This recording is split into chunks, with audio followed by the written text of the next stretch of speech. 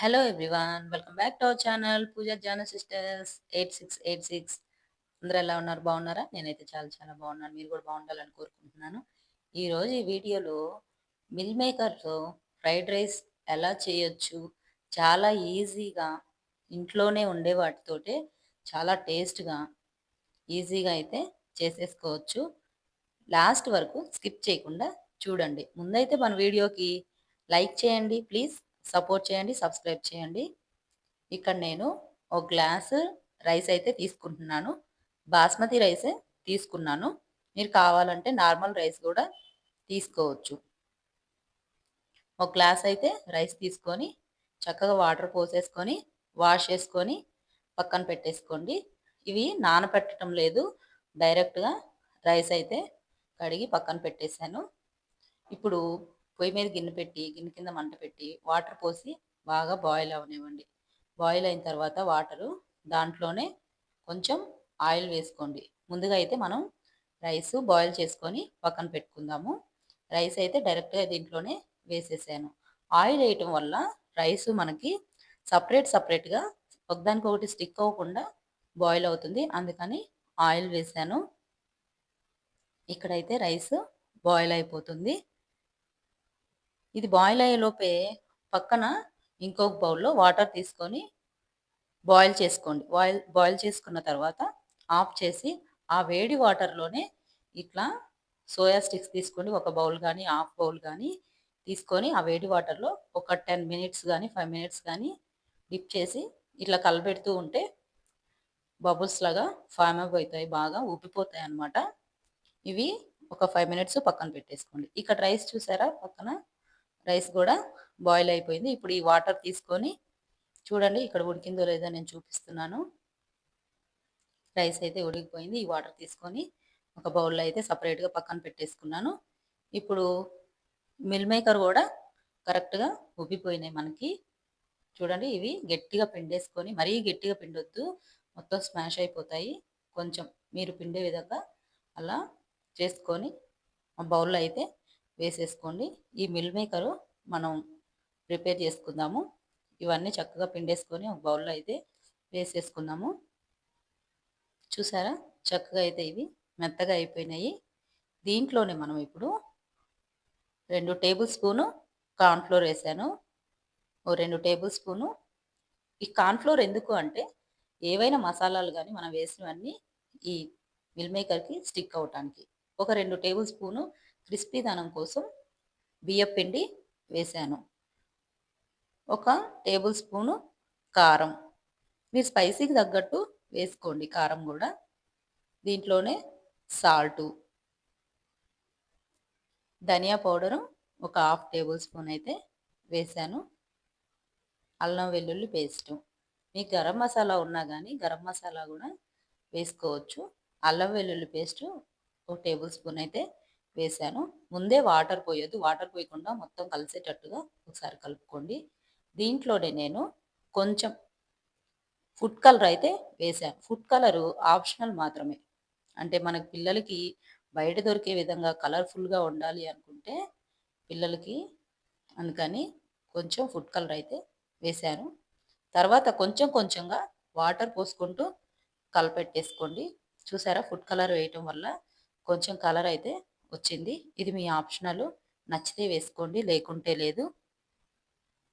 చూడటానికి కలర్ఫుల్గా పిల్లలు చాలా ఇంట్రెస్టింగ్గా తింటారు కాబట్టి నేనైతే కొంచెం ఫుడ్ కలర్ అయితే వేసాను. ఇది పక్కన పెట్టేసుకోండి. పొయ్యి మీద ఆయిల్ పెట్టేసి ఆయిల్ హీట్ అయ్యేలోపు ఇది ఒక 5 మినిట్స్ పక్కన ఉండగానే మొత్తం మసాలాలన్నీ సోయా స్టిక్స్కి అయితే పట్టేస్తాయి. ఆయిల్ హీట్ అయిన తర్వాత ఒక్కొక్కటిగా ఆయిల్లో వేసేసుకోండి. ఇది సపరేట్గా ఒక్కొక్కటిగా వేసుకోండి. మొత్తం ఒకటే చోట వేయొద్దు, మొత్తం అతుక్కొని పోతాయి. సపరేట్గా వేసేసుకోండి. 2 స్టెప్స్లో వేసుకోండి. మొత్తం ఒకటేసారి వేసారంటే మొత్తం స్టిక్ అయిపోతాయి, సపరేట్గా ఉండవు. ఇక్కడైతే ఫ్రై అయిపోయినాయి చూడండి. ఈ ఫ్రై చేసుకొని నేనైతే 2 సార్లు వేసి ఫ్రై చేసుకొని పక్కన పెట్టుకున్నాను. చూడండి, చాలా క్రిస్పీగా సాఫ్ట్గా చాలా బాగున్నాయి కదా. ఇవి డైరెక్ట్గా పిల్లలకు కూడా పెట్టేయొచ్చు. ఎప్పుడైనా సోయా స్టిక్స్ ఇంట్లో ఉన్నప్పుడు సోయా స్నాక్స్ కూడా పెట్టేయొచ్చు. ఇప్పుడు కడాయి తీసుకొని కడాయిలో ఆయిల్ వేసుకొని జీలకర్ర వేసేసాను. ఒక టేబుల్ స్పూను, ఒక ఉల్లిపాయ సన్నగా తరిగి వేసి ఇది కూడా కొంచెం ఫ్రై చేసేద్దాం. ఇందాక రైస్ బాయిల్ అయిపోయింది కదా, ఆ రైస్ బాయిల్ అయింది కూడా వాటర్ తీసేసి సపరేట్గా పక్కన పెట్టేసాను అనమాట. ఇప్పుడు మిల్ మేకర్ కూడా మనకు రెడీ అయిపోయింది, అది కూడా పక్కన పెట్టేసి ఇది ప్రిపేర్ చేసుకుందాం మనము. ఆనియన్స్ కొంచెం ఫ్రై అయిన తర్వాత క్యారెట్ కూడా ఇలా సన్నగా తరిగి వేసుకోండి. తర్వాత క్యాబేజీ క్యాబేజ్ కూడా ఇలా సన్నగా తరిగి వేసుకోండి. అన్నీ కూడా 100% అయితే ఫ్రై చేయొద్దు, ఎందుకంటే తినేటప్పుడు మనం రైస్ ఐటమ్ క్రంచీగా తగులుతుంటేనే చాలా టేస్ట్గా ఉంటుంది. ఒక 80% 70% ఫ్రై అయితే సరిపోతుంది. ఆనియన్స్ అయినా క్యారెట్ అయినా క్యాబేజ్ అయినా సరే ఇలా కొంచెం ఫ్రై అయిన తర్వాత దీంట్లోనే పెప్పర్ వేసాను నేను. మీకు కావాలంటే స్పైసీ కోసము మిర్చి కూడా వేసుకోవచ్చు. టేస్టింగ్ కోసం సాల్ట్ అయితే వేసాను. పెప్పర్ కానీ పచ్చిమిర్చి కానీ అది మీ ఆప్షనల్, అది నేనైతే పెప్పర్ వేసాను. అంటే మిరియాల పొడి పౌడర్ చేసి ఒక టేబుల్ స్పూన్ అయితే స్పైసీకి తగ్గట్టు వేసాను. మీరు మిర్చి ఉంటే మిర్చి కూడా వేసుకోవచ్చు. కొంచెం గరం మసాలా కూడా వేసి ఫ్రై చేశాను. మీకు ఏమైనా మసాలాలు కావాలంటే వేసుకోవచ్చు. దీంట్లోనే ఒక 2 టేబుల్ స్పూన్లు టమాటా సాస్ అయితే వేసాను. మీ దగ్గర ఏమన్నా సాసెస్ ఉన్నా కానీ వేసుకోవచ్చు. సోయా సాసు, మిర్చి సాసు, ఏవైనా సాసెస్ ఉంటే వేసుకోవచ్చు. అవి వేసుకున్నా కూడా టేస్ట్ చాలా బాగుంటాయి. ఇది కూడా ఒక 2 మినిట్స్ ఫ్రై అయిన తర్వాత మిల్ మేకర్ మనం ఫ్రై చేసి పెట్టుకున్నాం కదా, అవి ఇందులోనే వేసి ఫ్రై చేస్తున్నాం. ఇవి కూడా ఒక 2 మినిట్స్. ఇవి మరీ ఎక్కువ ఫ్రై చేయొద్దు, కొంచెం ఒక 2 మినిట్స్ కానీ 1 మినిట్ కానీ ఫ్రై చేసుకుంటే చక్కగా కలిసిపోతాయి. మసాలాలు కానీ స్పైసీగా మనం వేసాం కదా, అవి కూడా మొత్తం మిల్ మేకర్కి పట్టేస్తాయి అన్నమాట. ఇప్పుడు దీంట్లోనే రైస్ కూడా వాటర్ తీసేసి రైస్ కూడా మనం పక్కన పెట్టేసుకున్నాం కదా, ఆ రైస్ కూడా దీంట్లోనే వేసేసుకొని కలిపేసుకోవాలి. చక్కగా ఇలా చేసి పెట్టారంటే పిల్లలు స్కూల్ నుంచి ఇంటికి వచ్చిన వెంటనే ఈ రైస్ ఐటమ్ కానీ ఇలా చేసి పెట్టారంటే చాలా ఇష్టంగా తినేస్తారు పిల్లలు కూడా. చూసారు కదా, చూస్తుంటేనే చాలా బాగుంది కదా, టేస్ట్ కూడా చాలా బాగుంటుంది. మిల్ మేకర్ క్రిస్పీగా rice item, carrot, cabbage, onions హెల్దీగానే మనం ఇంట్లో ఇలా చేసుకోవచ్చు. ఫైనల్గా కొత్తిమీర వేసుకొని దీంట్లోనే స్ప్రింగ్ ఆనియన్స్ ఉన్నా కానీ వేసుకోవచ్చు.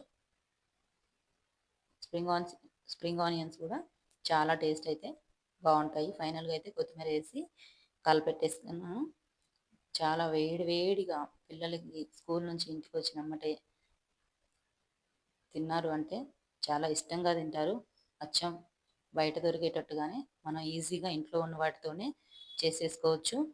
ఇదైతే మొత్తం ఫ్రై అయిపోయింది, మంచిగా బాగుంది కూడా. రైస్ కూడా వేడిగా ఉంది.